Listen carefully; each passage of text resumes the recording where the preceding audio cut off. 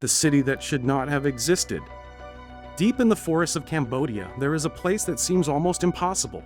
Huge stone towers rise above the trees. Ancient walls disappear into the jungle. And beneath all of it lies the remains of a city that was once one of the greatest in the ancient world. This is Angkor. Today, most people know Angkor because of one famous temple, Angkor Wat. But Angkor was much more than a temple. It was a huge city. Hundreds of thousands of people may have lived across this enormous area. There were farms, roads, homes, markets, temples, and massive water systems. But how could so many people live in one place? The answer was water. Cambodia has a powerful monsoon season. For months, heavy rain can fill the land. Then the dry season arrives. For farmers, this creates a serious problem. Too little water can destroy crops. Too much water can cause floods. The people of Angkor found a way to manage both. They built huge reservoirs. They dug canals. They created ponds, moats, and channels. Rainwater could be collected and moved across the landscape. This allowed farmers to grow rice and feed a very large population, and the system became bigger and bigger. The kings of the Khmer Empire built enormous temples and cities around it. Angkor Wat became one of the greatest religious buildings of its time. Later, another great city was built at Angkor Thom. At its center stood the Bayon, with its enormous stone faces looking across the city. But behind these impressive monuments were ordinary people. Farmers worked in the fields, workers repaired canals, craftsmen made tools, merchants moved goods, families raised their children. Every day, thousands of people kept the city alive. Angkor was not simply a collection of temples. It was a huge living system. The farms needed water, the people needed food, the canals needed maintenance, the city needed workers. Everything was connected, and for hundreds of years, it worked. Angkor grew stronger, its population grew, its temples became larger, its influence spread across Southeast Asia. From the outside, the city seemed almost unstoppable, but there was a weakness hidden inside this success. Angkor depended heavily on its environment, and nature does not always follow the plans of people. The rains could change, droughts could last longer, floods could become stronger, and when the climate began to change, the enormous system built by the people of Angkor would face its greatest test. Because the same water that had helped create the city could eventually help destroy it. And that is where the story really begins. The empire that built a machine. Angkor was built around water. But controlling water was not easy. The Khmer kings understood that the future of their city depended on it. So they built huge reservoirs, collected rainwater. Long canals carried water across the land. Moats protected important buildings, and farms spread around the city. The goal was simple: keep enough water for the dry season and control the water when the rains became too strong. For generations, this system helped Angkor grow. More food meant more people. More people meant a bigger city. And a bigger city gave the kings more power. The temples became larger. The roads became longer. The cities became more impressive. Angkor Wat was one of the greatest examples of this power. But the city continued to change. Later, King Jayavarman VII built Angkor Thom. At its center stood the Bayon, famous for its enormous stone faces. These temples were beautiful, but they also showed something else. The Khmer Empire had enormous resources. Thousands of people were needed to build and maintain this world. Farmers grew the food, workers maintained the canals, craftsmen made tools and objects, merchants moved goods. The entire city depended on this huge network, and that was both its strength and its weakness. If one part of the system had a problem, other parts could suffer too. A damaged canal could affect the fields. A failed harvest could affect the city. Less food could affect everyone. For hundreds of years, the people of Angkor adapted to these problems. They repaired the water system, they changed canals, they built new reservoirs, they found ways to survive. But eventually, the environment began to change. The monsoon became less predictable. Some periods were extremely dry. Then heavy rains returned. This created a dangerous cycle. Drought could damage crops, heavy rain could damage the canals, and repairing the system became harder. Angkor had been built to manage water, but now there was too much uncertainty. The problem was not one terrible year, it was the repeated changes. Dry, wet, dry again. Each time, the city had to adapt, and every adaptation required more work. At the same time, the Khmer Empire was changing. Trade routes were shifting. Political power was moving. The old religious system was changing too. Angkor was no longer the only important center. The city was still alive, but its world was changing around it. And slowly, the system that had made Angkor so powerful was becoming harder to maintain. The city had survived for centuries. It had survived wars. It had survived floods. It had survived droughts. But this time, something was different. The changes were happening again and again. And the people of Angkor were facing a problem they could not simply build their way out of. They could control water, but they could not control the climate. And soon, the balance would begin to break. The greatest ancient city of Southeast Asia was about to face its hardest years. And the first warning came from the water, when the water stopped obeying. For centuries, Angkor had learned how to live with water. The people understood the seasons. They knew when the rains would come. They knew when the dry season would begin. And they had built their city around this cycle. But then, the pattern began to change. The rains became less predictable. Some years brought long periods of drought. The fields became dry. The reservoirs began to empty. And farmers struggled to grow enough food. Then something even more dangerous happened. The rain returned, but it came with great force.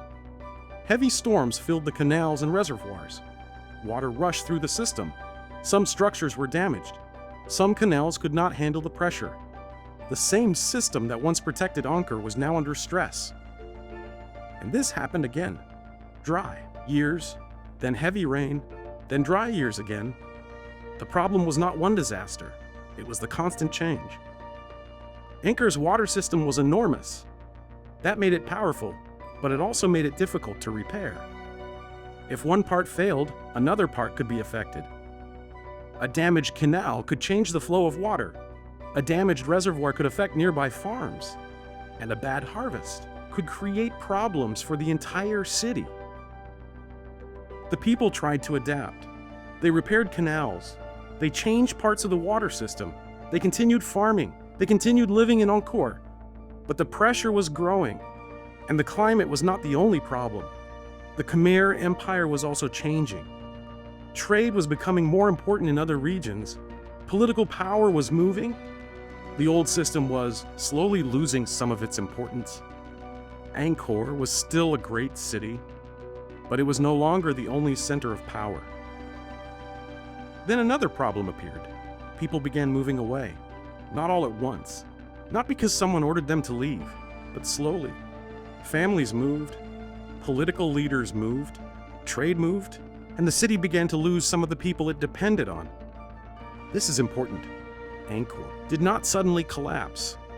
There was no single day when the city simply died. Its decline was slow, the population changed, the water system became harder to manage, the environment became more difficult, and the political world around Angkor was changing.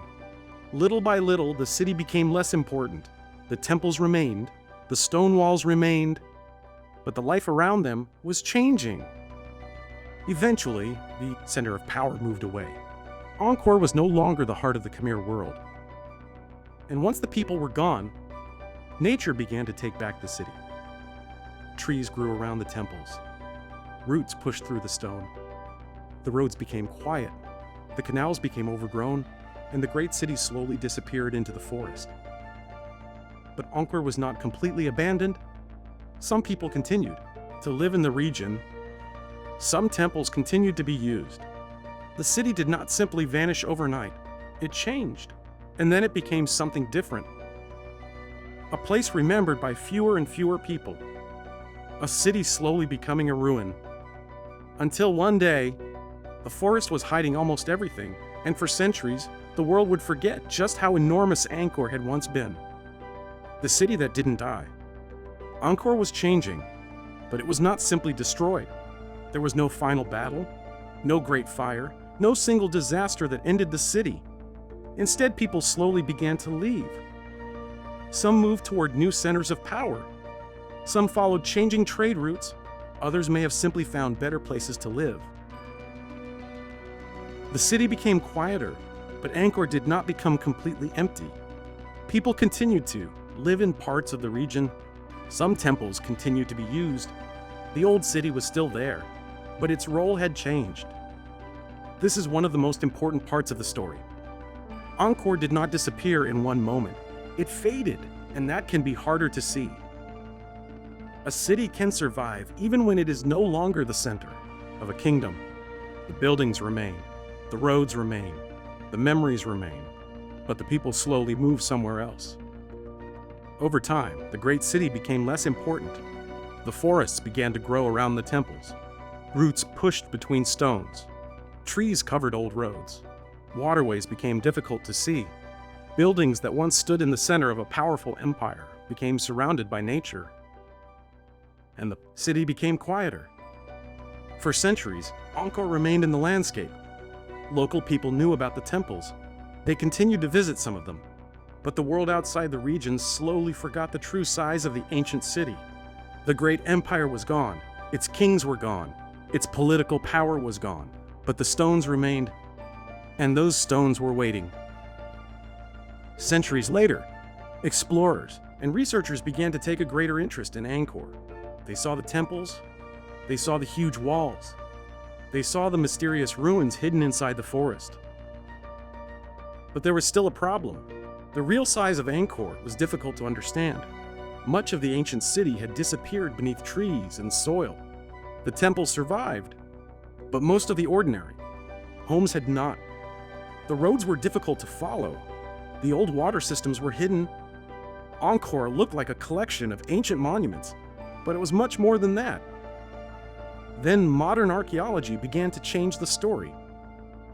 Researchers started using new technology to look beneath the forest. One of the most important tools was LiDAR. It could reveal the shape of the ancient landscape from above, and suddenly, the hidden city began to appear.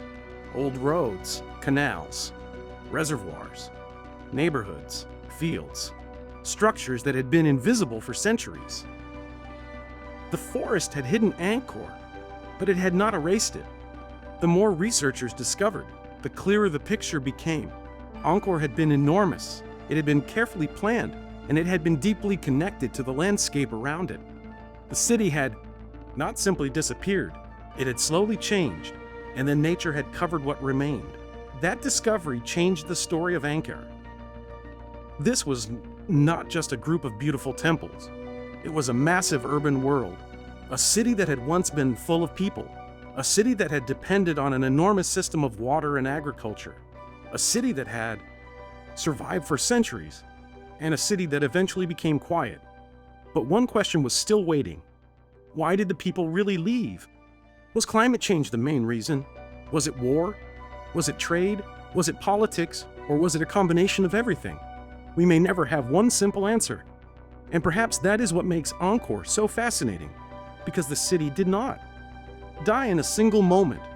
It slowly became something else, a forgotten world beneath the forest, until the modern world began to uncover it again, and when the trees were finally pushed back, Angkor began to speak, but its final message was not about its kings. It was about the people who had lived there, and the world they had built. When the forest took the city, for centuries, Angkor stood at the center of a powerful empire. Then, slowly, the city became quiet. People moved away. The temples were no longer surrounded by the same crowds. The roads became empty, and the forest began to return. Trees grew around the ancient walls. Roots pushed through the stones. Vines covered old buildings. The jungle slowly took back the city. But Angkor never truly disappeared. The temples remained. The walls remained. The reservoirs remained. And beneath the soil, traces of ordinary life were still waiting. Today, when we look at Angkor, It is easy to focus on the temples, Angkor Wat, the Bayon, the enormous gates, the stone faces. They are beautiful, but they are only part of the story. Behind those monuments were hundreds of thousands of people: farmers, builders, craftsmen, merchants, parents, children, people who woke up every morning and went to work, people who grew food, people who raised families, people who built homes, people who lived their entire lives without one day their city would become a ruin. And that is what makes Angkor so fascinating. We often think of ancient civilizations as stories about kings. But kings were only a small part of these worlds. The real story was made by ordinary people.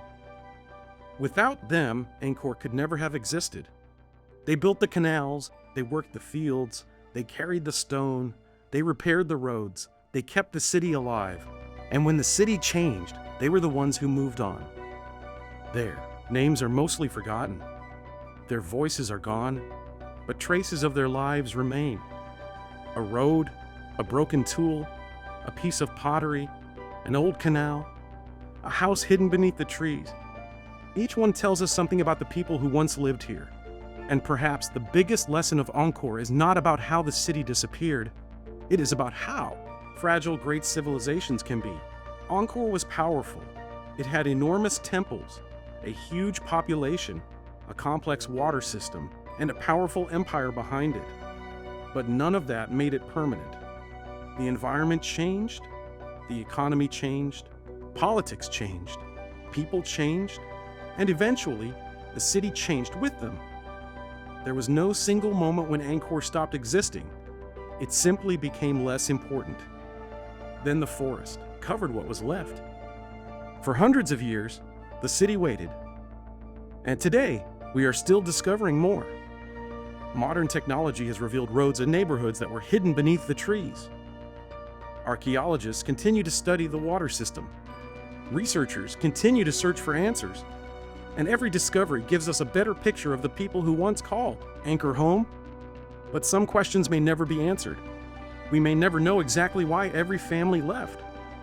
We may never know what the last generation of Angkor thought about the future. We may never know what it felt like to watch the great city become quieter. And maybe that is okay. Because history does not always give us every answer. Sometimes it gives us clues, and those clues are enough to remind us that these people were not so different from us. They needed food, they needed water, they needed homes, they needed families, they needed a place to belong. Thousands of years have passed. The empire is gone, the kings are gone, but Angkor is still here. The stones are still standing, the forests are still growing, and the story is still being uncovered. Maybe that is the real mystery of Angkor. Not how a great city disappeared, but how much of it managed to survive. Because civilizations do not have to last forever to matter. Sometimes, all they need to do is leave something behind. And deep inside the forests of Cambodia, Angkor is still waiting to be heard. Thank you for watching. If you enjoyed this journey into the lost world of Angkor, leave a comment and tell us what you think really happened to this incredible city. If you want to discover more forgotten cities, ancient civilizations, and mysteries hidden in history, make sure to subscribe to Lost World History. And if you enjoyed the video, don't forget to leave a like. There are still thousands of stories buried beneath the earth. We'll be here to uncover them. See you in the next journey through history.